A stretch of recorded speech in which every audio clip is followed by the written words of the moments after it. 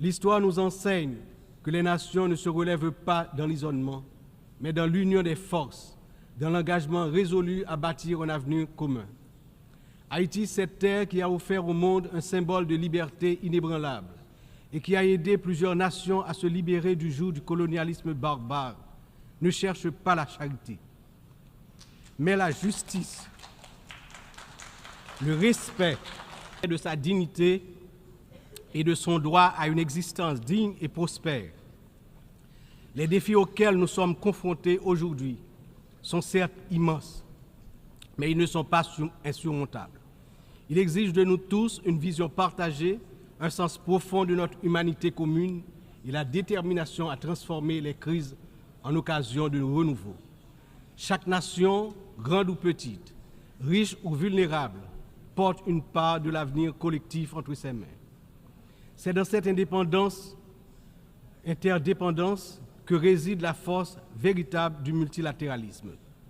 Que ce débat général soit le moment où nous réaffirmons notre engagement indéfectible envers la paix, la dignité humaine et le développement durable, car ce que nous faisons aujourd'hui résonnera dans les siècles à venir. L'histoire jugera la manière dont nous aurons su répondre aux défis de notre temps. Ensemble, dans un esprit de solidarité et de coopération, nous pouvons et nous devons construire un avenir où aucun peuple, aucune nation ne sera laissé pour compte.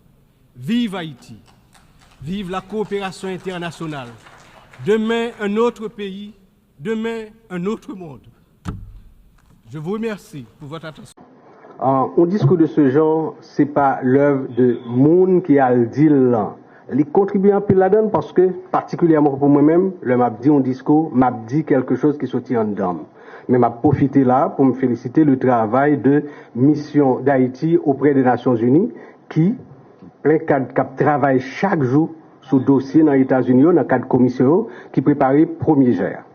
Premier GER, ça, il y allé dans le ministère des Affaires étrangères. Dans le ministère des Affaires étrangères, il travaille sur lui.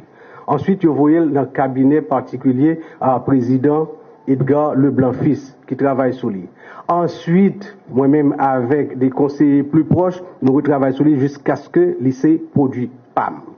Donc, c'était la parole de l'État d'Haïti dans toute composante. Ni dans le conseil, ni dans le gouvernement, et en commençant par mission à l'étranger.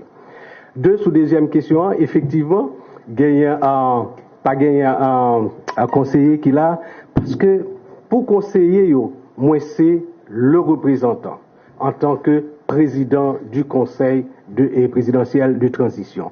L'homme t'a pas non plus, tu gagné quelques ministres qui te viennent accompagner, une façon pour montrer que pas de conseil là et puis de gouvernement là, conseil là gouvernement fait seul et je représente le conseil comme président du conseil présidentiel de transition. Merci.